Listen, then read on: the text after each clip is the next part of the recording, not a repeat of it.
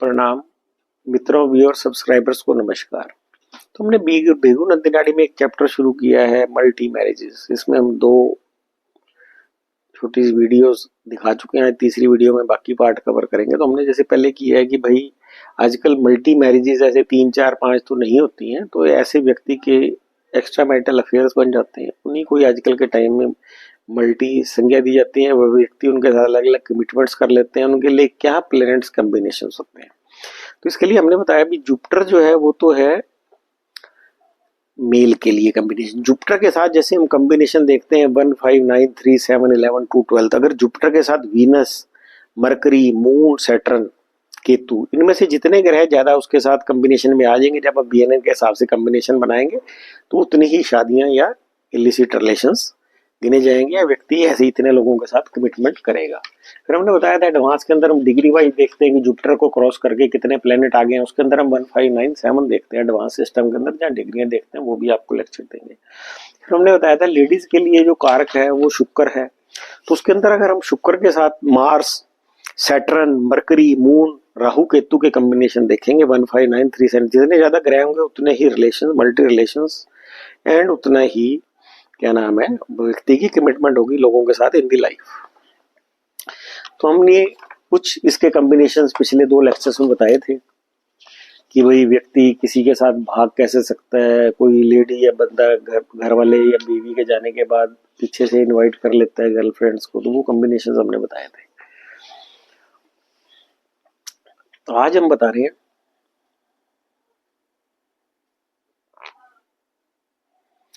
कहते हैं कि any combinations of Mercury, moon and Ketu with Saturn, Jupiter और Mars in male horoscope, any combination of Mercury, moon and Ketu with Saturn, Mars और Jupiter in the male horoscope native will have relations with many women.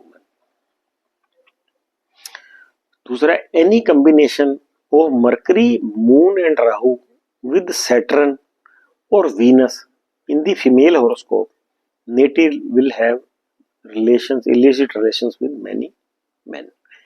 तो हमने क्या बताया कि कोई भी combinations mercury, moon, Rahu का, मरकरी, मून, केतु का अगर सैटर्न, जुपिटर या मार्स के साथ मेल व्यक्ति की पत्री के अंदर है तो उसके काफी रिलेशंस, एक्स्ट्रा मैरिटल अफेयर्स हैं। वुमेन की पत्री में मरकरी, मून, राहु का कॉम्बिनेशन सैटर्न या वीनस के साथ है तो lady have many illicit relations with many. कहते हैं जुपिटर सेकंड हाउस में, जैसे जुपिटर लगन में पड़ा है और उससे सेकंड हाउस में वीनस एंड मरकरी है तो native will have sex relations with many. तो कहने का मतलब है जुपिटर कहीं भी पड़ा हो उससे नेक्स्ट हाउस के अंदर अगर शुक्र और बुध पड़े हैं तो ये भी एक अच्छा कॉम्बिनेशन नहीं है।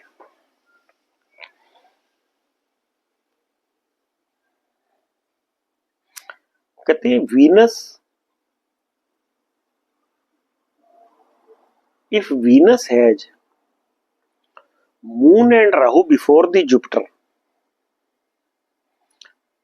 if अगर वीनस जो है मान लीजिए कि 5th हाउस के अंदर वीनस पड़ा है, 6th हाउस के अंदर मून, मरकरी, राहु पड़े हैं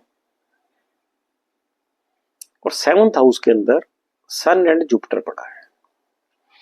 कहते if Venus has moon and Rahu before the Jupiter, मतलब 5वें घर के अंदर वीनस पड़ा है, 6th हाउस के अंदर मून एंड राहु पड़े हैं, 7th हाउस में जुपिटर पड़ा, मतलब जुपिटर से पहले मून और राहु पड़े हुए हैं।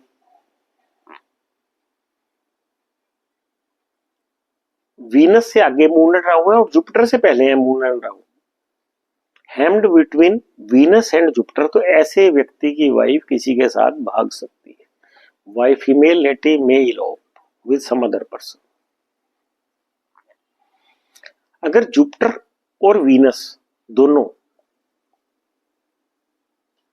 जेमिनी या स्कॉर्पियो में है तो नेटिव के secret relations with many women.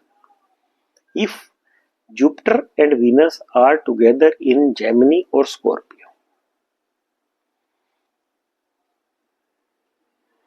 If Gemini means Mithun Scorpio 8 number राशि है हमारी वृश्चिक राशि कि अगर जुपिटर और वीनस इकट्ठे मिथुन या वृश्चिक में हो तो नेटिव के सीक्रेट रिलेशनशिप काफी वुमेन्स के साथ होते हैं। जुपिटर अगर सिंह राशि में है विद वीनस एंड मरकरी, व्यक्ति की 2 शादियां होंगी।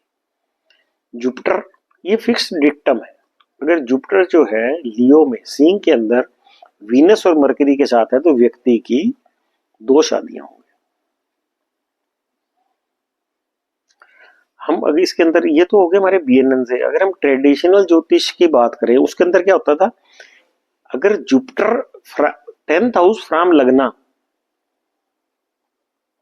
is occupied by the lords of 2nd, 7th and 10th, the native will have extra relations, marital relations with many women। ये हमारा जो वैदिक ज्योतिष है उसके हिसाब से कि अगर 10th house from the lagna is occupied by the lords of 2nd, 7th and 10th, the native will have extra relations with many women। If the lords of 5th and 7th house from lagna are conjoined with the 6th house and aspected by the benefics, both the husband and wife will have extramarital affairs। क्या combination? Lords of 5th and 7th house from lagna are conjoined with lord of 6th house and aspected by the benefic, then husband and wife both have the extramarital affairs। If lord of the first house from lagna is conjoined with lord of 7th house or aspected by each other, the native will have number of marriages or illicit affairs। If the lord of first house is conjoined with lord of 7th house or aspect each other, the native will have many relations or many marriage, number of marriages। If the 7th lord from the lagna is conjoined with Venus in the 4th house and aspected by the malefics, the native will have sexual relation with his own sister। तो ये combination आपने देखा होगा, इस तरह की खबरें आती हैं, तो वैदिक ज्योतिष में भी ये कॉम्बिनेशन बताए हुए थे कि lord of 7th house from the lagna with Venus in the 4th house aspected by the malefic, native may have bad yoga, illicit relations within the family।